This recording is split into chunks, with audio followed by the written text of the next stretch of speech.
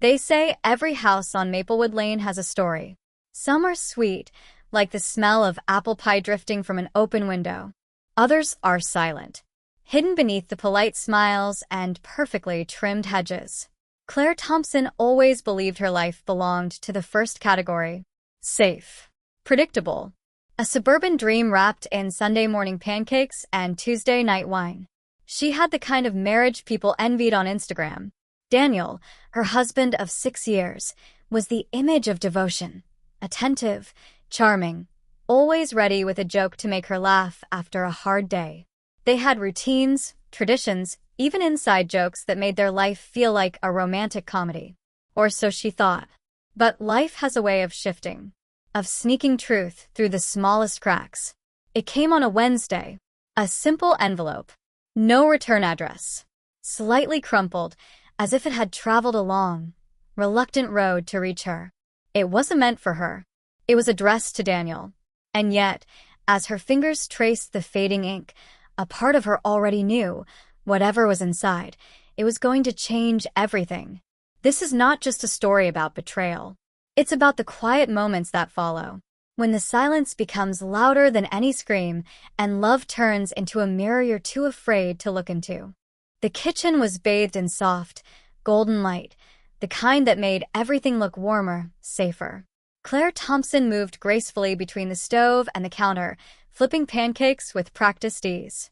The aroma of freshly brewed coffee filled the air, mingling with the faint scent of vanilla from a candle flickering near the window. She was humming, something upbeat, cheerful, though she wasn't entirely aware of it. It was part of the routine, part of the facade. Daniel strolled in, freshly shaved, dressed in his usual crisp white shirt, sleeves rolled up just enough to make casual look intentional. Daniel. Morning, Mrs. Thompson. What's the occasion? Claire smiled, placing a plate of pancakes on the table. Claire, you act like I don't do this every Wednesday. He kissed her cheek, lingering just a moment longer than necessary. Anyone watching would have seen a perfect couple, effortlessly in sync. But Claire noticed the small things. The slight delay before he smiled back. The way his eyes seemed to drift somewhere far away before snapping back to her. Daniel, big plans today? Claire, yoga at 10. Then the grocery store. And if I'm feeling adventurous, I might even alphabetize the spice rack. He chuckled, sipping his coffee, but Claire's gaze lingered. There was something about the way he stirred his cup. Methodical. Distracted. For a split second, she wondered if he was hiding something. But she dismissed it as nonsense. Paranoia from watching too many crime dramas. Yet, deep down, a seed of doubt had been planted. The mailman was late. Again. Claire stood on the porch, barefoot, a cup of tea cradled in her hands. The afternoon air was crisp, with a faint hint of fall despite it still being late summer. Maplewood Lane was alive with its usual symphony. Kids riding bikes, neighbors exchanging waves, sprinklers clicking in rhythmic bursts. Then she saw him. Todd. The mailman, apologetic as always. Todd. Sorry, Claire. Running behind today. You know how it is. Claire, smiling. It wouldn't be Wednesday without you being late, Todd. He handed her the usual stack, bills, flyers, a magazine. But tucked between the pages was an envelope that didn't belong. No return address. Yellowed edges. Handwritten in a looping, elegant script. To Daniel Thompson. Claire's thumb hesitated over the seal. She wasn't the type to invade privacy. But this didn't feel like an ordinary letter. It felt old. Heavy. Like it had waited years to be read. Her curiosity overpowered her conscience. The paper inside was delicate, almost brittle. The ink had faded, but the words carved straight into her chest. Dear Daniel, you said I should never write. But it's been 7 years, and I still think about that night. Do you? Yours always, Ava. Claire's breath hitched. Her grip tightened. Ava? The name meant nothing. But the tone, intimate, raw, meant everything. Questions flooded her mind. Had Daniel ever mentioned an Ava? A college friend?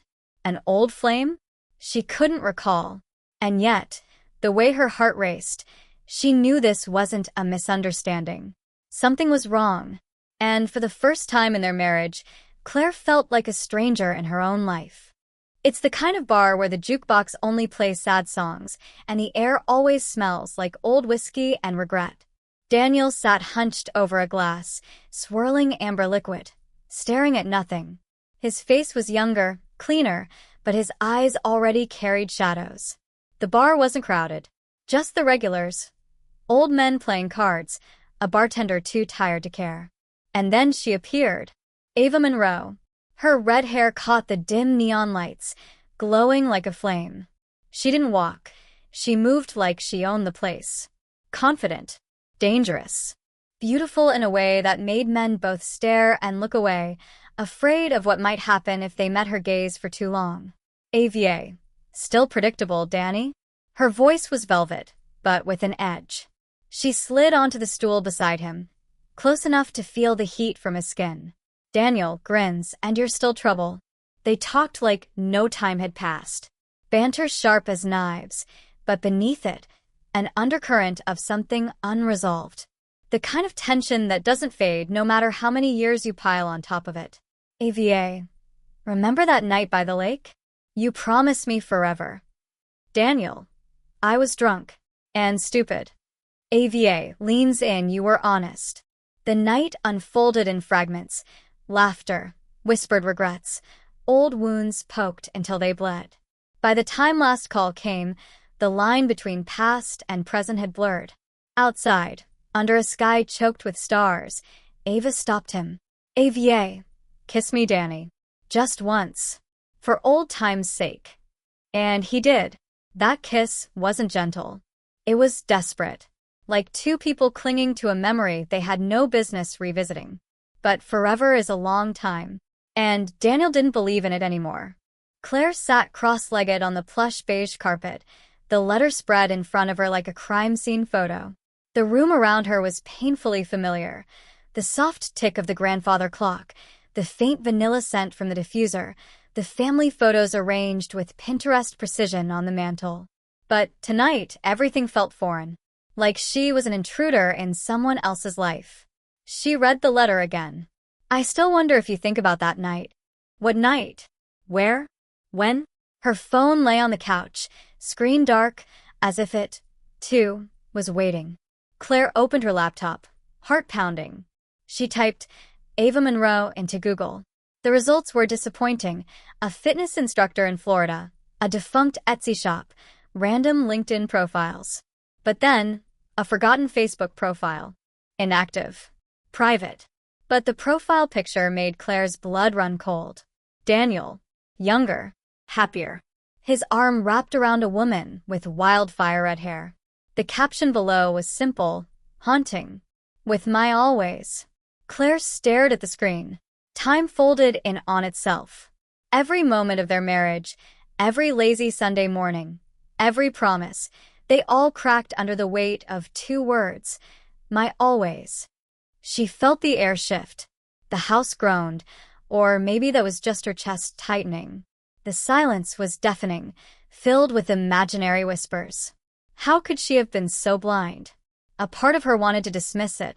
An old girlfriend. A harmless past. But Claire wasn't stupid. Love letters don't survive 7 years by accident. And they sure as hell don't get mailed on a whim. She considered calling Daniel right then, demanding answers. But what if he lied?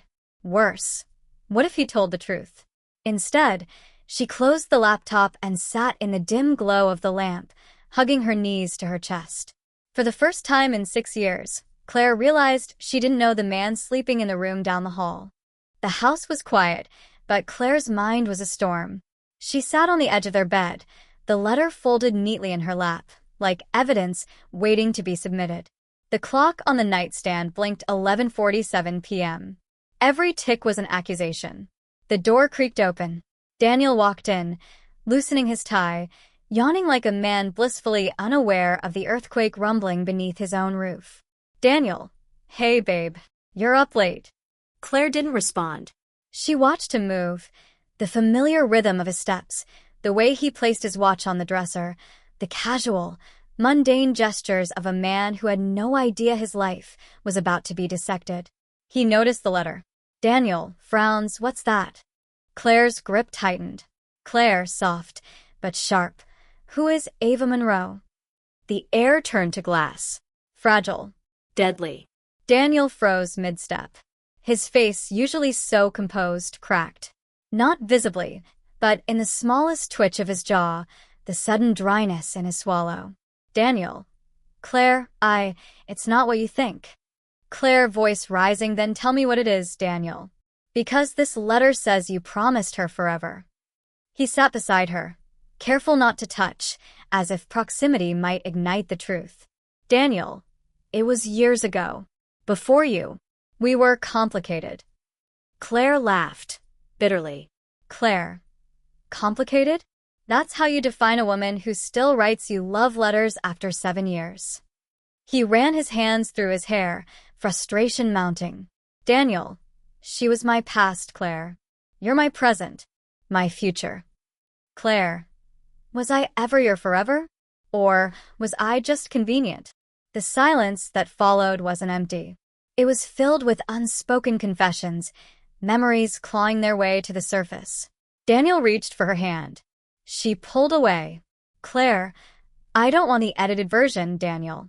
I want the truth. All of it. And for the first time, Daniel realized half-truths wouldn't save him tonight. The room blurred.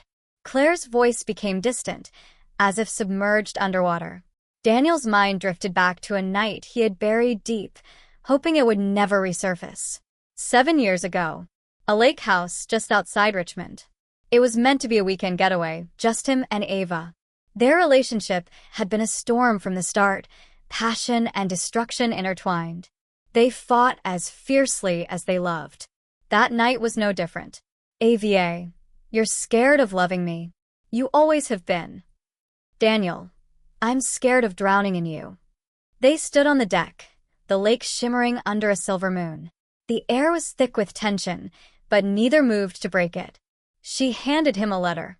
Handwritten. Raw. Ava, if you're going to leave, at least take my words with you. He didn't read it then. He couldn't. Instead, he kissed her. A desperate, bruising kiss, filled with all the things he didn't know how to say. And then he walked away. He never saw her again. But the letter, it stayed with him, tucked in a drawer, hidden behind tax returns and old pay stubs. A ghost he refused to confront. Until today. Back in the present, Daniel's eyes glistened.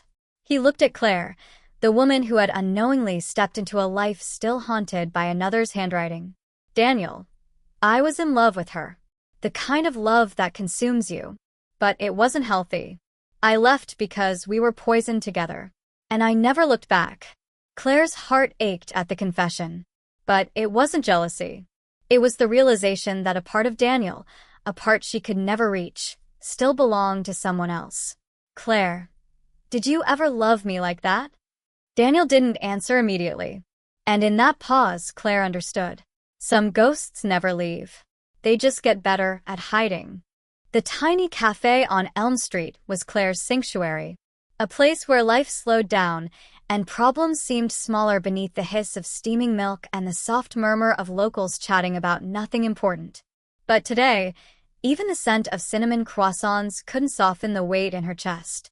Megan, her best friend since college, sat across from her, stirring her latte with calculated patience. Megan had always been blunt. Her version of comfort often came in sharp doses. Megan, okay. Spill. Why do you look like you've aged 10 years overnight? Claire stared into her coffee, as if answers might be found at the bottom of the cup. Claire, I found a letter from a woman named Ava to Daniel. Megan's eyes widened, but she didn't interrupt. She knew Claire well enough to let her finish. Claire, voice trembling, it wasn't just a fling, Meg. It was more. She called him her forever. And I think he believed it too. Megan leaned in, voice soft but firm. Megan, Claire, men have pasts. So do we. But it's who they choose now that matters. Claire, that's the thing. I'm not sure if he's ever fully chosen me. Maybe I've just been the safe option. Megan sighed, frustration and protectiveness flashing across her face. Megan, you are not a damn safety net. You're a force of nature. If he doesn't see that, it's his loss. But Claire wasn't looking for validation. She needed clarity. Claire, I don't know if I'm angry because he lied, or because part of me knew, and I kept pretending not to. Megan reached across the table, placing her hand over Claire's. Megan, the past is tricky, Claire. It lingers. But you have to decide, is it going to haunt your marriage, or are you going to confront it head-on? Claire didn't answer. But in that moment, she knew the storm wasn't over. It was only gathering strength. That evening, Claire sat at her desk, an untouched glass of wine beside her, and a blank piece of paper staring back at her. The same kind of paper Ava had used. She picked up a pen, hands trembling, and began to write. Dear Ava, I wasn't supposed to know you existed. I wasn't supposed to read your words. But here we are. The words flowed, each sentence peeling back layers of hurt she didn't know she had. I don't know if you ever got closure. I don't even know if you're still out there, holding on to the memory of a man who's been mine for 6 years. But I think you deserve to know. He never let you go. Tears blurred her vision, but she kept writing. Every smile, every touch. I wonder now, were they shared? Were they echoes of what you once had? She paused, pen hovering midair, and exhaled sharply. I don't hate you, Ava. I envy you. You had a part of him I'll never reach.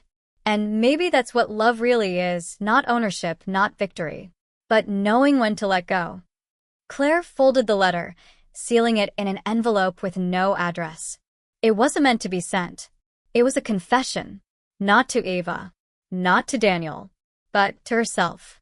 As she placed the envelope in her nightstand drawer, a strange calmness washed over her. The kind that comes when you stop running from the truth, even if it's not the truth you wanted. Claire glanced toward the bedroom door. Daniel's voice echoed faintly from the living room, humming to some mindless TV show. Life, at least on the surface, remained unchanged. But Claire? She had changed. And nothing was ever going back to the way it was. The clock struck midnight, but Claire couldn't sleep. She wandered into the kitchen, the soft hum of the refrigerator filling the silence. Daniel was there, sitting at the island, elbows on the countertop, staring at his hands like they held all the answers he had spent years avoiding. Daniel, without looking up, I saw the letter. Claire didn't flinch. She poured herself a glass of water, the clink of ice cubes punctuating the tension between them. Daniel, you wrote to her, didn't you? Claire, no. I wrote to myself. That made him look up. His face wasn't offensive. It was tired, honest. Daniel, Claire, I never wanted to hurt you. Ava, she was a wildfire. You've been my home. Claire, soft, yet firm. But you still keep a room reserved for her in your heart, don't you? He didn't deny it. Instead, he stood, walking towards her, stopping just short of touching her. Daniel, loving her taught me how to lose. Loving you taught me how to stay. But I've been selfish. I thought burying the past was enough. It wasn't. Claire met his gaze. For the first time, she saw not just her husband, but a man who was equally lost in his own story. Claire, do you love me, Daniel?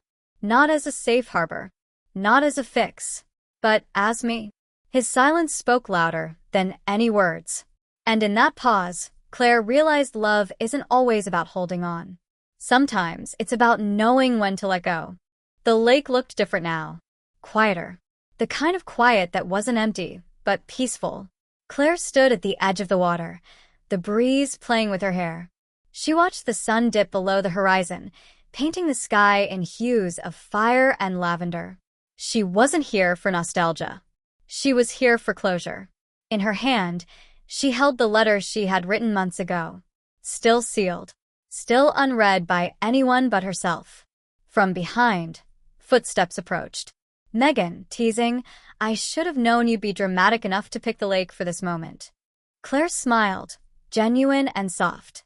Claire, some stories deserve a proper ending. Megan sat beside her on the wooden dock, their feet dangling above the water. Megan, so, what happens now? Claire looked at the letter, then at the lake, then back at Megan. Claire. Now, I let it go. With a gentle flick, she tossed the envelope into the water. It floated briefly before surrendering to the current, dissolving piece by piece. Claire, Daniel and I separated 3 months ago. It wasn't explosive. Just necessary. Megan, you okay? Claire took a deep breath, the air tasting different. Free. Claire, I think I'm more than okay. For the first time, I'm not living in someone else's story. Megan nudged her shoulder. Megan, so what's next? New beginnings? New mistakes. Claire laughed, the sound light and unburdened. Claire, maybe, but this time, they'll be mine. As the sun dipped below the trees, Claire stood up, leaving the past behind in ripples across the water. Her story wasn't over. It was just beginning.